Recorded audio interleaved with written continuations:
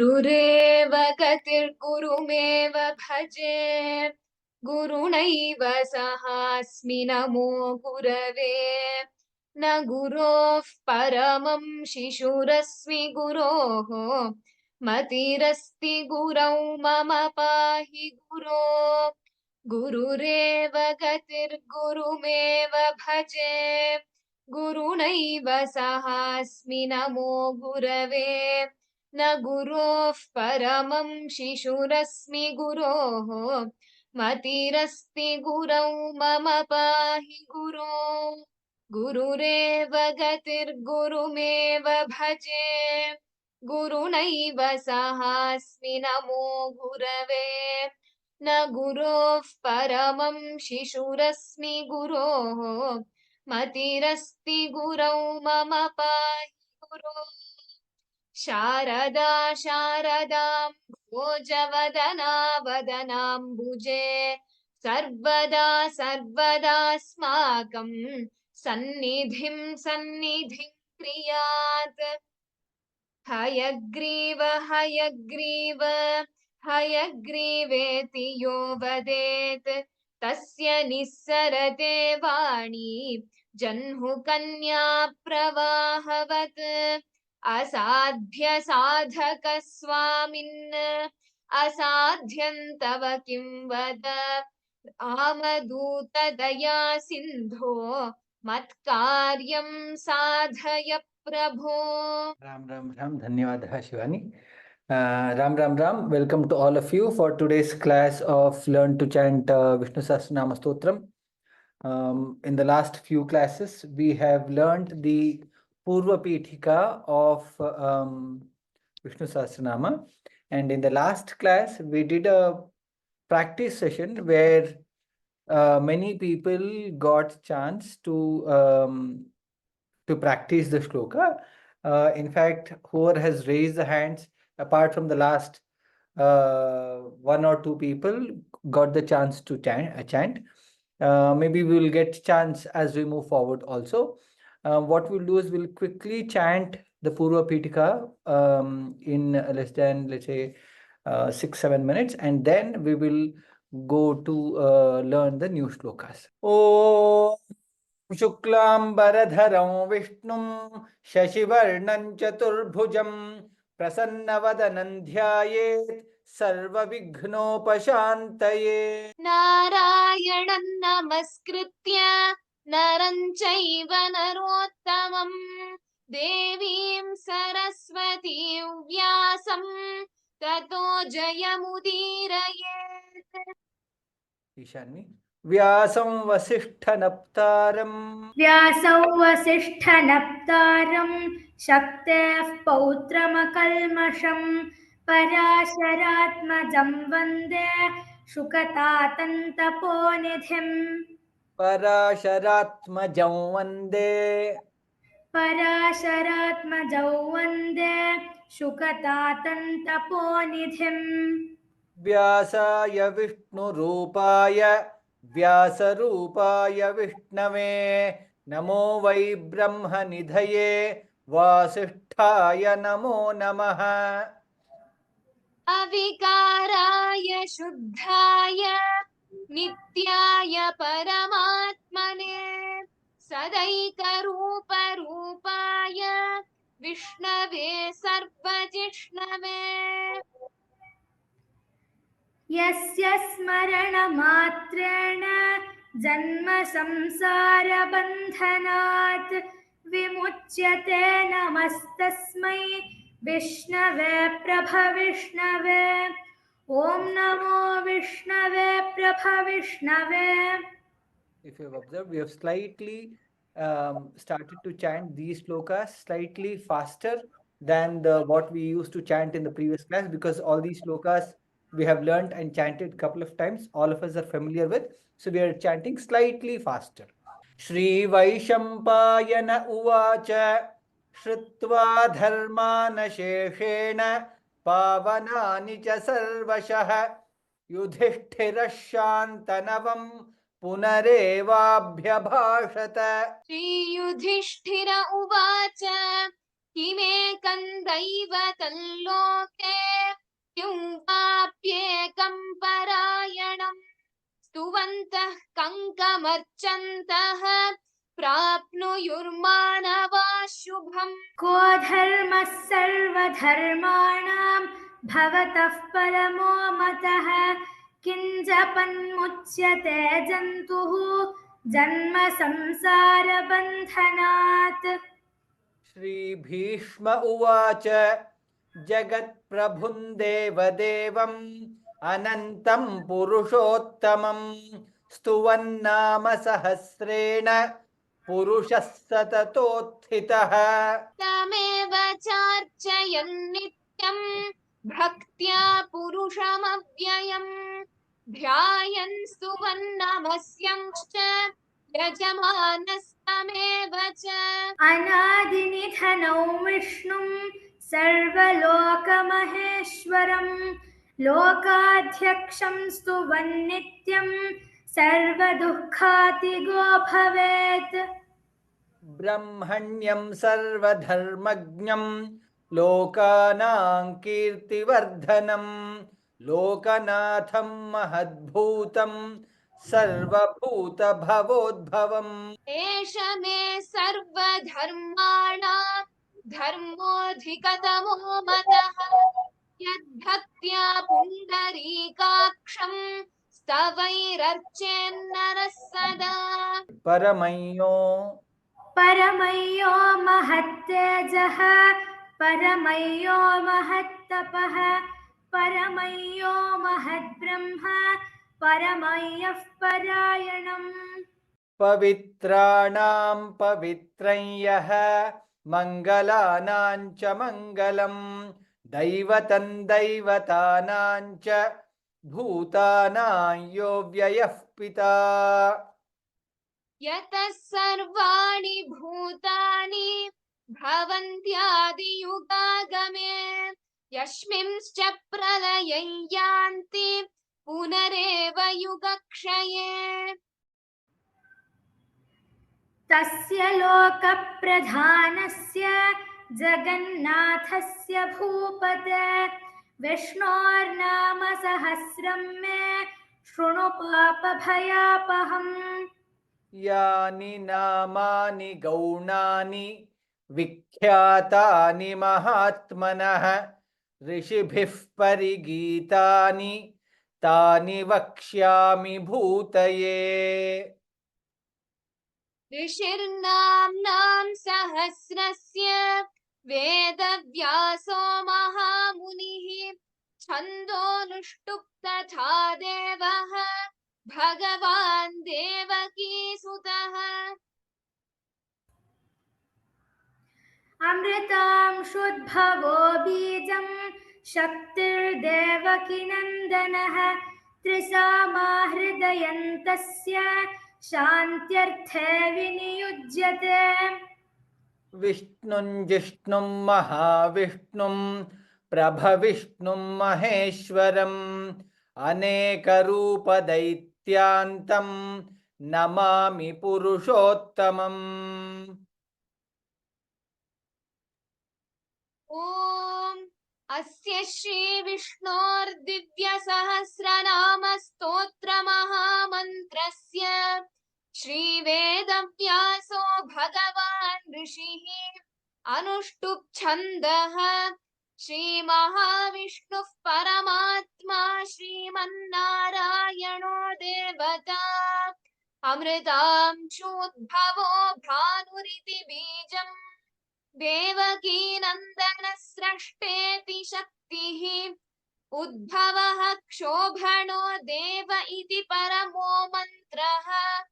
शङ्खबृन्नन्दकी चक्रीति कीलकम् शाङ्गधन्वा गदाधर इत्युक्तं रथाङ्गपाणिरक्षोभ्य इति नेत्रम् त्रिसामा सामगः सामेति कवचम् आनन्दं परब्रह्मेति योनिः ऋतुः सुदर्शनः काल इति दिग्बन्धः श्रीविश्वरूप इति ध्यानम् श्रीमहाविष्णुप्रीत्यर्थे सहस्रनाम पारायणे विनियोगः अथ ध्यानम् क्षीरोदन्वत्प्रदेशे शुचिमणिविलसत्सैकते मौक्तिकानाम् मालाक्लुप्तासनस्थस्फटिकमणिनिभैर्मौक्तिकैर्मण्डिताङ्गः शुभ्रैरभ्रैरदभ्रैरुपरि विरचितैर्मुक्तपीयूषवर्षैः आनन्दीनः पुनीयादरिनलिनगदा शङ्खपाणिर्मुकुन्दः पादौ यस्य नाभिर्व्यदसुरनिलश्चन्द्रसूर्यौ च नेत्रे कर्णावाशाः शिरोद्यौर्मुखमपि गहनो यस्य वास्तेयमब्धिः अन्तस्थै यस्य विश्वं सुरनरखगो भोगि गन्धर्वदैत्यैः चित्रं रम्यते तन्त्रिभुवनवपुषं विष्णुमीशन्नमामि ॐ नमो भगवते वासुदेवाय शान्ताकारं भुजगशयनं पद्मनाभं सुरेशं विश्वाधारं गगनसदृशं मेघवर्णं शुभाङ्गं लक्ष्मीकान्तं कमलनयनं योगिहृध्यानगम्यं वन्दे विष्णुं भवभयहरं सर्वलोकैकनाथम् मेघश्यामं पीतकौशेयवासं श्रीवत्साङ्कं कौस्तुभोद्भासिताङ्गं पुण्योपेतं पुण्डरीकायताक्षं विष्णु वन्दे सर्वलोकैकनाथम् समस्तभूतानाम् आदिभूताय भूभृते अनेकरूपरूपाय विष्णवे प्रभविष्णवे सशङ्खचक्रं सकिरीटकुण्डलं सपीतवस्त्रं सरसि प्रेक्षणं सहारवक्षस्थलशोभिकौस्तुभं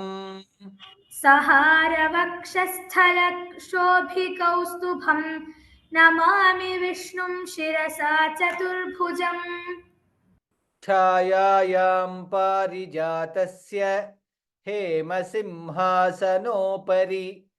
आसीनमम्बुदश्यामम् आयताक्षमलङ्कृतम्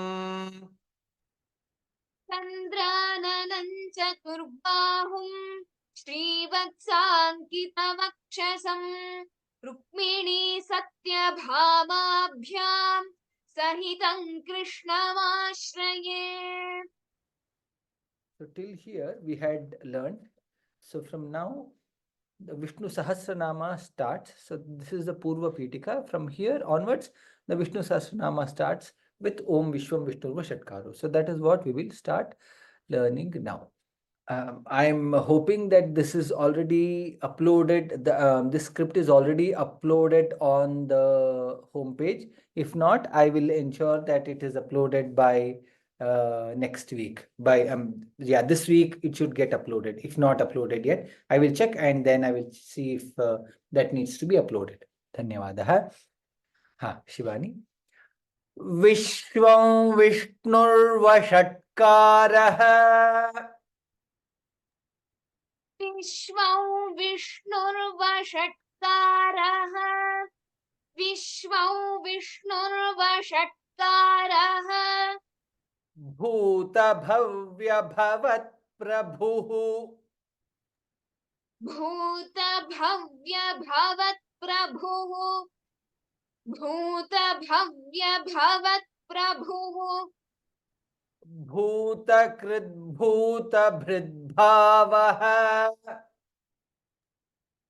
भूतकृद्भूतभृद्भावः भूतकृद्भूतभृद्भावः भूतकृद्भूतभृद्भावः भूतात्मा भूतभावनः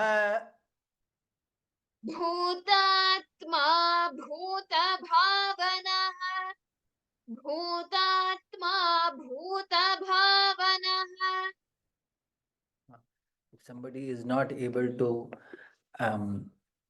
pronounce bha correctly, this is the right shloka, because we have bha repeated, bha mahaprana repeated, I guess about 11 times. So keep chanting this, you will get. Okay, we'll see each letter. Vishwam, sha. It is not sa, it is not sha, it is sha. Shankara sha. Vishwam, Vishnur Vashatkarah.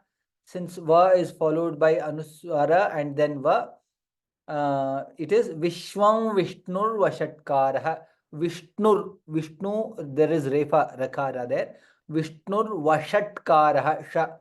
Vashat ta is half there. Vashatkarah. Bhuta, bhu is mahaprana and dirgha. Bhuta, bhavya, again bha mahaprana. Bhavat prabhuhu. Bha, both the places is mahaprana. Bhavat prabhuhu, half the pa and ra. There are 3 letters there. T, pa, ra. Bhavat prabhuhu.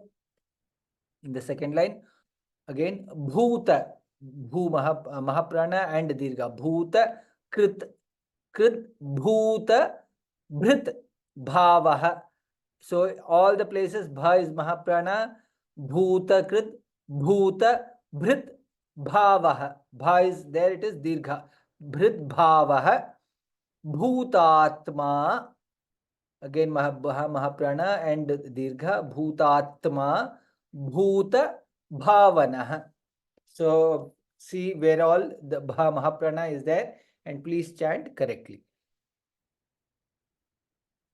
Vishwam Vishnurvashatkarah Bhuta Bhavya Bhavat Prabhuhu. श्वं विष्णुर्वषट्कारः भूतभव्यभवत्प्रभुः विश्वं विष्णुर्वषट्कारः भूतभव्यभवत्प्रभुः भूतकृद्भूतभृद्भावः भूतात्मा भूतभावनः. भूतकृद्भूतभृद्भावः भूतात्मा भूतभावनः भूतकृद्भूतभृद्भावः भूतात्मा भूतभावनः. One more common mistakes which many people do is, since in the second line bhuta krit bhuta, in both the places it is bhu is dirgha, and then afterwards also it is, there are 2 other bhas which is again dirgha. So what they do is bhuta krit bhuta bhrit bhavaha, it is, then they make the dirgha here also, it is, there is no dirgha here, it is bhrit. Bhuta krit bhuta bhrit bhavaha. So here it is not dirgha, it is hrasva only. That's how we need to be chanting. Vishwam Vishnurvashatkarah Bhuta Bhavya Bhavat Prabhuhu Bhutakrit Bhuta Bhridbhavaha Bhutatma Bhuta Bhavanah. विश्वं विष्णुर्वषट्कारः भूतभव्यभवत्प्रभुः भूतकृद्भूतभृद्भावः भूतात्मा भूतभावनः विश्वं विष्णुर्वषट्कारः भूतभव्यभवत्प्रभुः भूतकृद्भूतभृद्भावः भूतात्मा भूतभावनः. Ishani. Bhutatma Paramatma Cha. भूतात्मा परमात्मा च भूतात्मा परमात्मा च मुक्तानां परमागतिः मुक्तानां परमागतिः मुक्तानां परमागतिः अव्ययः पुरुषः साक्षी अव्ययः पुरुषः साक्षी अव्ययः पुरुषः साक्षी क्षेत्रज्ञोऽक्षर एव च क्षेत्रज्ञोऽक्षर एव च क्षेत्रज्ञोऽक्षर एव च Here, Avyayah, after Avyayah, there is question mark. It is the Visarga Chinha that should come. Since Visarga followed by Pa, there is some printing mistake. I will correct that by next week. All of you got, I guess. It is, I will show you which is the one. Here that you can see Anandina Puniya, that you can see. This is the symbol, it should come there. Unfortunately, there is the type. No, I guess it is the font exchange. Font has changed, so I couldn't correct it. So I will correct it by next week. But this is the letter that should come there. Okay, just ensure you see that. That's how you see. Then now by each letter, Putatma, Pu is Dirgha, Ta is also Dirgha, Putatma, again Ma is Dirgha, Paramatma, Ma, T, Ma, both Ma's are Dirgha, Paramatma, Cha, Cha is not Hrasva, Cha, Putatma, Paramatma, Cha, Muktanam, half ka and full ta, Muktanam, Parama Gatihi. This is not Paramam Gatihi, this is Paramagatihi only. Paramagatihi. Muktanam Paramagatihi. Avyayah Purushas Sakshi. Since Visarga followed by Pakara. Avyayah Purushas Sakshi. There is double Sa there. Purushas Sakshi. Kshetragnokshara Tra Tra. Kshetragnokshara eva cha. Cha is Hrasva. Putatma paramatma cha muktanam paramagatihi. पूतात्मा परमात्मा च मुक्तानां परमागतिः पूतात्मा परमात्मा च मुक्तानां परमागतिः Avyayah purushah sakshi kshetragnokshara eva cha.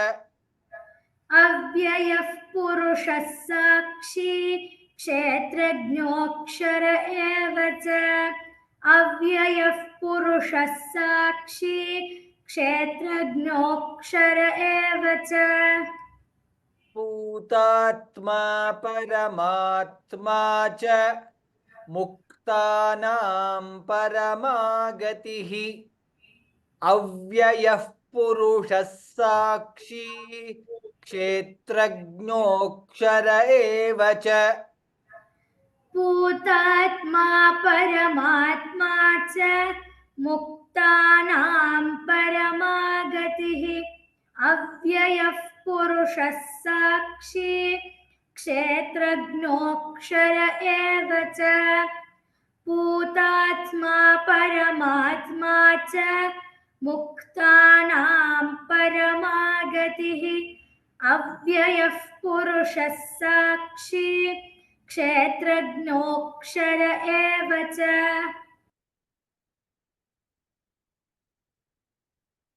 Yogo yogavidaneta.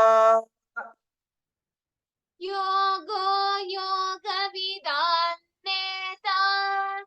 योगो योगविदान्नेता प्रधानपुरुषेश्वरः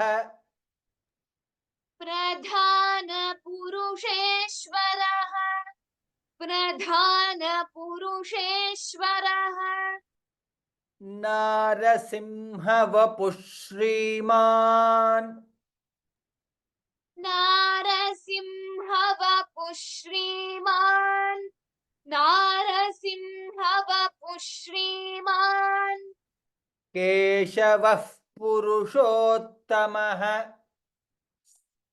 केशवः पुरुषोत्तमः केशवः पुरुषोत्तमः. Again here after Keshava, this is the same symbol that needs to come. I'll have this corrected. Keshava Purushottamah. Since Keshava Visarga and followed by Pakara, hence it is Keshava Purushottamah. Other letters. Yogo, Yoga Vidam Neta. Since Anuswara followed by Nakara, Vidan Neta. Yoga Vidan Neta, na will be doubled. Yoga Vidan Neta, Pradhana, Dha Mahaprana, Purusheshwaraha, Purusheshwa, Sha and Sha, Purusheshwaraha, Narasimha, Na is Dirgha, Narasimha, Vapuhu, Shriman. Here it becomes Vapush Shriman, Shakara comes there. Narasimha Vapush Shriman. Keshavah Purushottamah. Visarga followed by Pakara. Yogo Yoga Vidan Neta Pradhana Purusheshwaraha. Yogo Yoga Vidan Neta Pradhana Purusheshwaraha.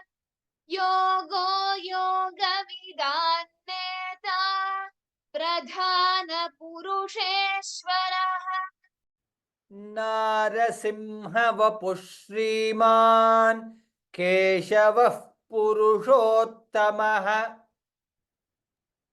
Narasimhavapuः श्रीमान् केशवः पुरुषोत्तमः. नारसिंहवपुः श्रीमान् केशवः पुरुषोत्तमः. Yogo Yoga Vidan Neta Pradhana Purusheshwaraha. Narasimha Vapushriman Keshavah Purushottamah. Yogo Yoga Vidan Neta Pradhana Purusheshwaraha. Narasimhavapuः श्रीमान् केशवः पुरुषोत्तमः. Yogo Yoga Vidan Neta Pradhana Purusheshwaraha. Narasimhavapuः श्रीमान् केशवः पुरुषोत्तमः. Sarvashivasthanuh. सर्वशिवस्थाणुः सर्वशिवस्थाणुः Bhutadirnidhiravyayah. भूतादिर्निधिरव्ययः भूतादिर्निधिरव्ययः Sambhavo bhavano bharta. सम्भवो भावनो भर्ता सम्भवो भावनो भर्ता Prabhavah prabhurishwarah. प्रभवः प्रभुरीश्वरः प्रभवः प्रभुरीश्वरः Sarvah Sharvah Shivah Sthanuh.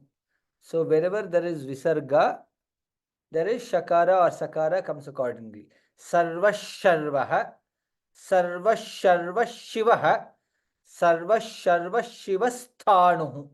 So that's how it needs to be. So if we split it, Sarvaha, Sharvaha, Shivaha, Sthanuh. When we combine with all the Visargas, Sarva Sharva Shivasthanuh. Tha is Mahaprana. Sthanuh.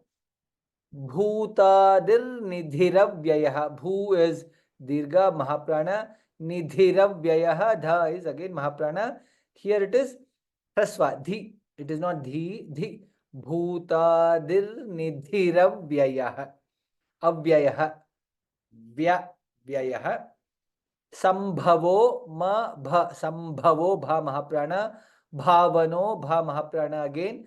Bharta bha Mahaprana. Prabhavah bha Mahaprana.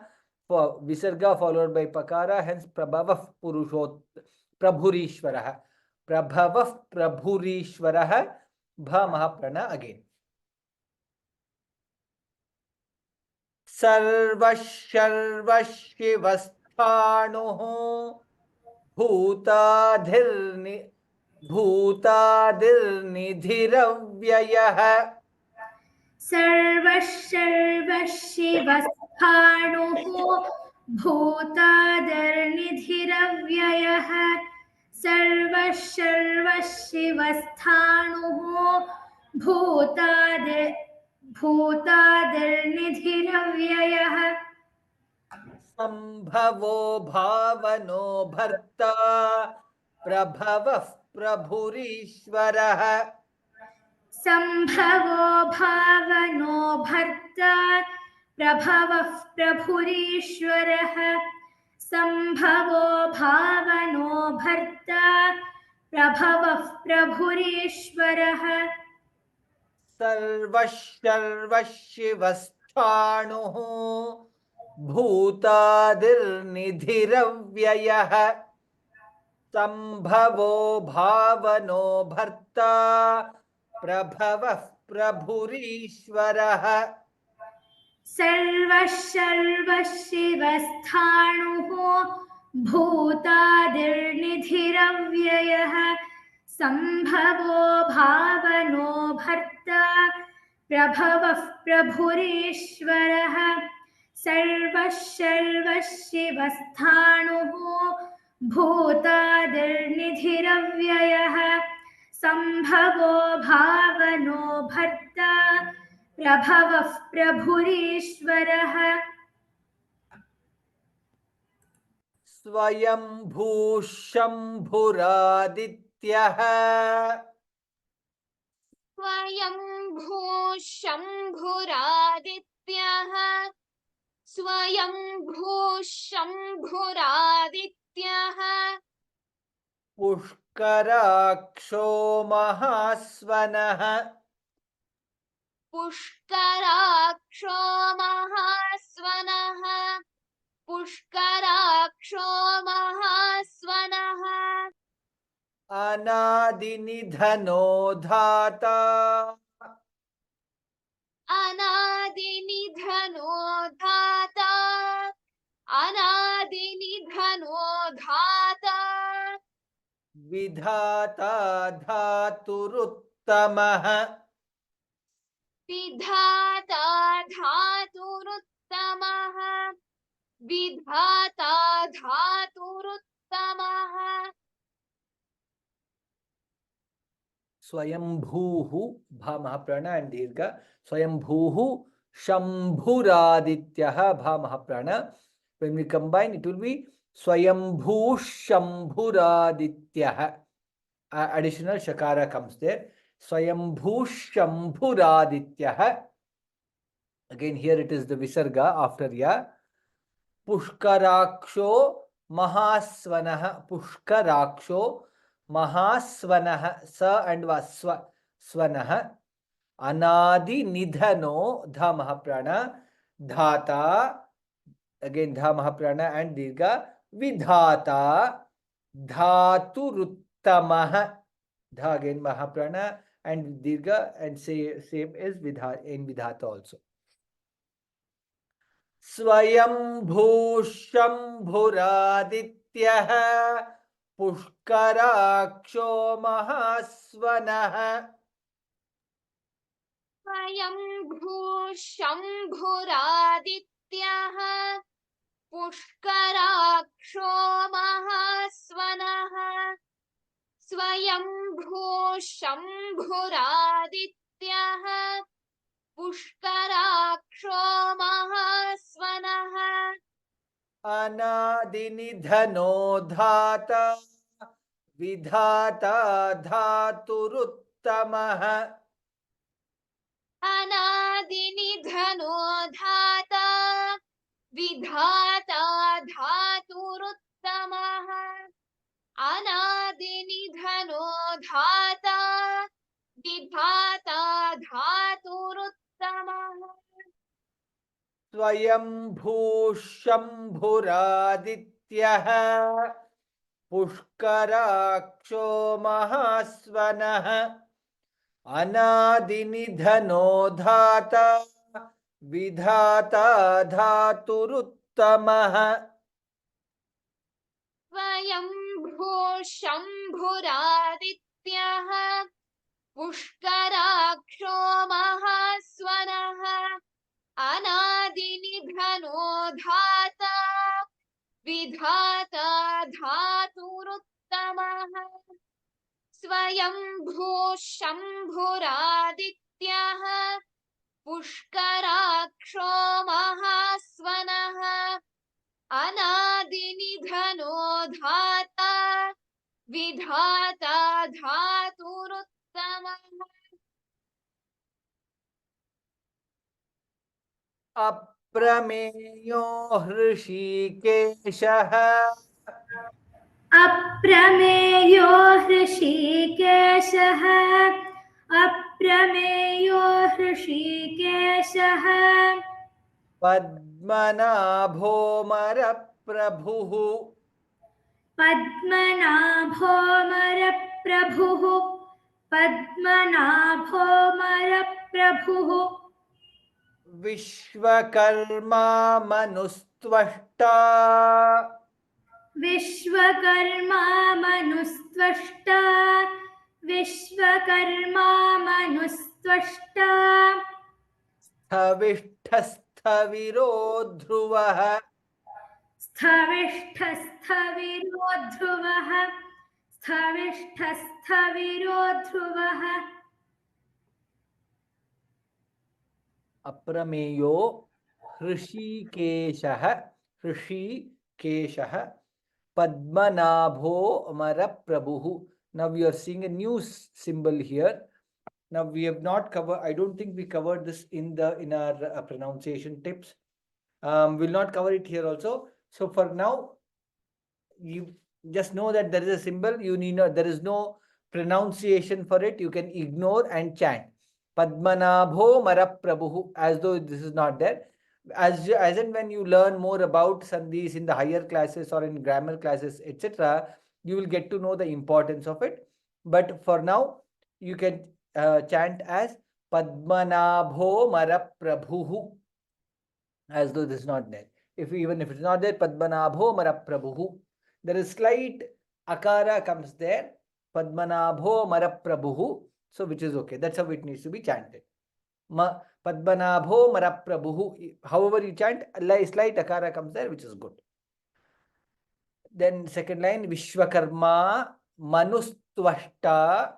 Here, Manu S T Va Stva Shta, half Sha and Ta. So 1, 2, 3, 4, 5. 5 letters are there. Stvashta, Manustvashta, Sthavishtaha, Sita, Stha, Tha Mahaprana, Vishtaha, Sha and Tha Mahaprana, Sthaviro, S and Tha Mahaprana, Sthaviro, Dhruvaha. Dha again is Mahaprana. Sthavishta, Sthaviro, Dhruvaha. When Visarga is joined with the next Sthaviraha, it becomes additional Sakara comes there. Aprameyo Hrishikeshaha Padmanabho Maraprabhuhu. अप्रमेयो हृषीकेशः पद्मनाभो मरप्रभुः अप्रमेयो हृषीकेशः पद्मनाभो मरप्रभुः Vishwakarma मनुस्त्वष्टा स्थविष्ठस्थविरो ध्रुवः Vishwakarma मनुस्त्वष्टा स्थविष्ठस्थविरो ध्रुवः Vishwakarma मनुस्त्वष्टा स्थविष्ठस्थविरो ध्रुवः अप्रमेयो हृषीकेशः पद्मनाभोऽमरप्रभुः Vishwakarma मनुस्त्वष्टा स्थविष्ठस्थविरो ध्रुवः अप्रमेयो हृषीकेशः पद्मनाभोऽमरप्रभुः Vishwakarma मनुस्त्वष्टा स्थविष्ठस्थविरो ध्रुवः अप्रमेयो हृषीकेशः पद्मनाभोऽमरप्रभुः Vishwakarma मनुस्त्वष्टा स्थविष्ठस्थविरो ध्रुवः अग्राह्य शाश्वतः कृष्णः अग्राह्य शाश्वतः कृष्णः अग्राह्य शाश्वतः कृष्णः लोहिताक्षः प्रतर्दनः लोहिताक्षः प्रतर्दनः लोहिताक्षः प्रतर्दनः प्रभूतस्त्रिककुब्धाम प्रभूतस्त्रिककुब्धाम प्रभूतस्त्रिककुब्धाम पवित्रं मङ्गलं परम् पवित्रं मङ्गलं परम् पवित्रं मङ्गलं परम् अग्राह्यः गा दीर्घ with rakara अग्राह्यः this is half ha and ya अग्राह्यः शाश्वतः अग्राह्यः शाश्वतः कृष्णः here again visarga followed by kakara in the earlier classes we saw a different symbol when visarga followed by kakara that is what it is shashvatah krishnah by next class I will ensure that is corrected but if you go to the previous classes there is I guess there are two places where visarga came visarga was followed by kakara and that you can see the symbol there अग्राह्य शाश्वतः कृष्णः लोहिताक्षः प्रतर्दनः लोहिताक्षः प्रतर्दनः प्रतर्द the and र प्रतर्दनः प्रभूतस्त्री भ महाप्राण and दीर्घ प्रभूतस्त्री स स्त्री ककुब्धाम ब धा दीर्घ महाप्राण ककुब्धाम पवित्रं मंगलम परम पवित्रं मंगलम परम अग्राह्य शाश्वतः कृष्णः लोहिताक्षः प्रतर्दनः अग्राह्य शाश्वतः कृष्णः लोहिताक्षः प्रतर्दनः अग्राह्य शाश्वतः कृष्णः लोहिताक्षः प्रतर्दनः प्रभूतस्त्रिककुब्धाम पवित्रं मंगलं परम् प्रभूतस्त्रिककुब्धाम पवित्रं मङ्गलं परम् प्रभूतस्त्रिककुब्धाम पवित्रं मङ्गलं परम् अग्राह्य शाश्वतः कृष्णः लोहिताक्षः प्रतर्दनः प्रभूतस्त्रिककुब्धाम पवित्रं मंगलं परम् अग्राह्य शाश्वतः कृष्णः लोहिताक्षः प्रतर्दनः प्रभूतस्त्रिककुब्धाम पवित्रं मङ्गलं परम् अग्राह्य शाश्वतः कृष्णः लोहिताक्षः प्रतर्दनः प्रभूतस्त्रिककुब्धाम पवित्रं मङ्गलं परम् ईशानः प्राणदः प्राणः ईशानः प्राणदः प्राणः ईशानः प्राणदः प्राणः ज्येष्ठश्रेष्ठः प्रजापतिः ज्येष्ठश्रेष्ठः प्रजापतिः ज्येष्ठश्रेष्ठः प्रजापतिः हिरण्यगर्भो भूगर्भः हिरण्यगर्भो भूगर्भः हिरण्यगर्भो भूगर्भः माधवो मधुसूदनः माधवो मधुसूदनः माधवो मधुसूदनः And you will see 3 question mark. It is the same visarga followed by pakara, and hence it is fa. So the fakara, slight fa that comes, that symbol, we'll put that symbol by next class. Please, I'm sorry for the inconvenience that is there, but I will correct that. Ishanaha, Ishanaha, E is dirgha, it is not Ishanaha. Ishanaha, Pranadaha, Pranaha. Since in both the places, visarga followed by pakara, Ishanah, Pranadah, Pranaha, Jeshthah, Shrestthah, Prajapatihi. Visarga followed by shakara and pa. Jeshthah, Shrestthah, Prajapatihi. That's how it is chanted.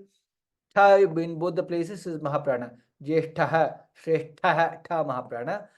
Hiranyagarbho, Bha Mahaprana. Bhugarbha, both Bhas Mahaprana. Bha followed by Visarga. Bhugarbha. Madhavo, Dha Mahaprana. Madhusudanah, Madhu, Dha Mahaprana, and Sudanah, there is Alpaprana. Ishanah Pranadah Pranah Yeshtah Shrestah Prajapatihi.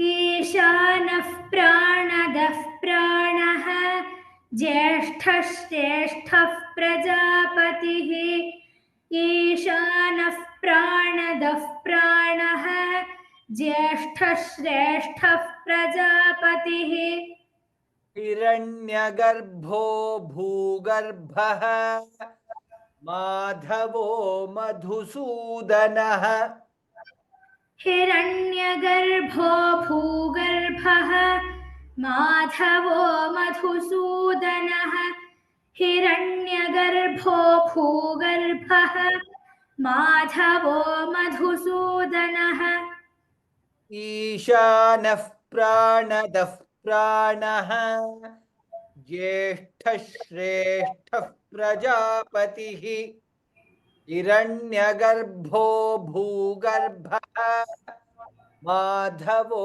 मधुसूदनः ईशानः प्राणदः प्राणः ज्येष्ठश्रेष्ठः प्रजापतिः हिरण्यगर्भो भूगर्भः माधवो मधुसूदनः ईशानः प्राणदः प्राणः ज्येष्ठश्रेष्ठः प्रजापतिः हिरण्यगर्भो भूगर्भः माधवो मधुसूदनः. So for new shlokas for today, we will stop there. We will chant the shlokas once again. There is one common question that some of you might have, or even if you don't have, you might get it later. Sir, I have been listening with MS Lakshmi Amma or Chalakere brothers or many other people. There they chant as Vishwam Vishnurva Shatkaro Bhuta Bhavya Bhavat Prabhuhu Bhutakrit Bhuta Bhridbhavo Bhutatma Bhuta Bhavanaha. That's how they chant. And here you are teaching Vishwam Vishnurva Shatkaraha Bhuta Bhavya Bhavat Prabhuhu. Is that right or this right, sir? The answer is both is right. Both are right. In fact, the reason why we are splitting here after every pada is for us to learn better, learn easily. If I teach a one line full, it will be difficult to follow for some people. Hence, we are splitting pada by pada, and then we are learning. And then once we learn to chant, once we are comfortable with the lines, etc., we will also follow the same method.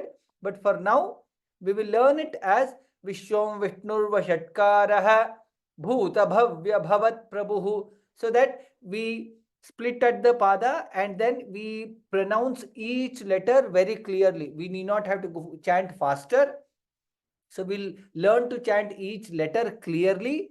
And once we are comfortable with that, and then we'll try to chant the full line together. And then at that point of time, it will be Vishwam Vishnurva Shatkaro Bhuta Bhavya Bhavat Prabhu. That's how we chant. The difference there is Vashatkaraha instead of Vashatkaraha, Vashatkaro Bhuta Bhavya Bhavat Prabhu. We will chant the entire full line together with the joining. So that is what will be the differences. But for now, for some initial classes, we will split pada by pada and learn to chant. Okay, that's how we'll learn. Vishwam Vishnurva Shatkaraha Bhuta Bhavya Bhavat Prabhu Bhutakrit Bhuta Bhridbhavaha Bhutatma Bhuta Bhavanaha Bhutatma Paramatma Cha Muktanam Paramagatihi Avyayah Purushah Sakshi Kshetrajnokshara Evacha Yogo Yoga Vidanneta Pradhana Purusheshwarah Narasimha Vapushriman Keshavah Purushottamah Sarvashivasthanuh Bhutadirnidhiravyayah Sambhavo Bhavano Bharta Prabhavah Prabhurishwarah Swayambhu Shambhuradityah Pushkaraksho Mahasvanah Anadinidhano Dhata Vidhata Dhaturuttamah Aprameyo Hrishikeshah Padmanabho Maraprabhuh Vishwakarma Manustvashta Sthavishthasthaviro Dhruvah Agrahya Shashvatah Krishnah Lohitakshah Pratardanah Prabhutastrika Kubdhama Pavitram Mangalam Param Ishanah Pranadah Pranah Jyeshtha Shrestha Prajapatihi Hiranyagarbho Bhugarbha Madhavo Madhusudanah. We have 5 minutes time now. So if any of you want to practice, you can raise your hand. Maybe 5 or 6 people might get chance. We'll try to give as much as possible. Whoever has raised the hand, please be ready. As soon as I call, you should be able to unmute and chant quickly. First, Srilata Bhagini, Srilata Mittapalli. Namaste. Vishwam Vishnurva Shatkaraha Bhuta Bhavya Bhavat Prabhu Bhutakrit Bhuta Bhridbhavaha Bhutatma Bhuta Bhavanaha. Uttama. Next is Kirti. Putatma. Bhutatma Paramatma Cha Muktanam Paramagatihi Avyayah Purushah Sakshi Kshetrajnoksharamevacha. धन्यवादः. It is evacha, not mevacha. Kshetrajñoksara evacha. धन्यवादः. Next is Jyotsna. Yogo yogavidam. योगो योगविदानां नेता प्रार्थनापुरुषेश्वरः नारसिंहपुश्रीमान् केशवः पुरुषोत्तमः. Okay, I will teach. You can repeat after me. Yeah. Yogo yogavidam neta. योगो योगविदां नेता. I don't say yoga vidam neta. I say yoga vidan neta. That's how. योगविदां नेता. Okay. Yogo yoga vidan neta. योगो योगविदां नेता. Pradhana purusheshwarah. प्रधानः पुरुषेश्वरः. Dha can be Mahaprana. Dha is Mahaprana, so little more. Narasimha vapushriman. नारसिंहपुश्रीमान्. Narasimha vapushriman. नारसिंहवपुश्रीमान्. Keshavah purushottamah. केशवः पुरुषोत्तमः. Anita. Sarvah sharvah. Ram Ram महोदय. सर्वः शर्वः शिवस्तानुः भूतादिर्निधिरव्ययः सम्भवो भावनो भर्ता प्रभवः प्रभुरीश्वरः. Mahapranas can be little more, you can give little more stress on the Mahaprana. I guess I told this in the last class also. The reason why we stress more on Mahaprana is while learning, we have to give lot more stress, because after we learn and start chanting, by default, about 50% of the stress comes down. We will not be stressing so much. So while chanting, learning only, if we do only 50%, it will become zero. Mahaprana will go. So we should put that 100%. Otherwise, it was nice. Dhanyawadaha. Sure. Dhanyawad. Next is Jambunathan. Swayambhu. स्वयंभुः शम्भुरादित्यः पुष्कराक्षो महाश्वनः अनादिर्निधनो धाता विधाता धातुरुत्तमः. Uttama. Dhanyawadaha. Next is Aniklix, I guess. You told me, I guess, your name, but I forgot now. Anil Kumar. Anil Kumar. Please rename, sir. Otherwise, usually Okay. I forget. Aprameyo Hrishikeshah.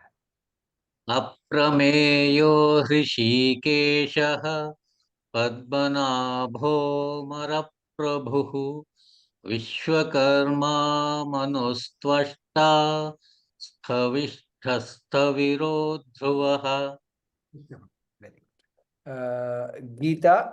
Gita Gurujan, I guess. अग्राय शाश्वतः कृष्णः लोहिताक्ष प्रतर्दनः प्रभूतस्त्रिककुब्धाम पवित्रं मङ्गलं परम्. Uttama. Next is Tirupant. Ishanah. ईशानः प्राणदः प्राणः ज्येष्ठः श्रेष्ठः प्रजापतिः हिरण्यगर्भो भूगर्भो माधवो मधुसूदनः. So we'll stop there. Again, request is whoever has chanted today, in the next class, please do not raise hand so that others get chance to chant and practice. Okay, dhanyawadaha. With that, we'll stop our class today. Sarve bhavantu sukhinah, sarve santu niramayah, sarve bhadrani pashyantu, ma kaschid dukkha bhag bhavet. Om Shanti Shanti Shanti. Ram Ram Ram. See you all in the next class. One question I guess many people were asking. Sir, one of my friend is want to join. My daughter wants to join. My father wants to join. People who wants to join can join the class even now. So please spread the word that if somebody is still interested, they can join even now. So they can hear to the for the previous classes. They can hear to the recordings and then chant now. So please spread the word, and you can tell your friends to join the Vishnu Sahasranama Stotram, and we can all of us can make the most of this opportunity that is provided by us to us by Vyoma platform. Dhanyawadaha. Ram Ram Ram.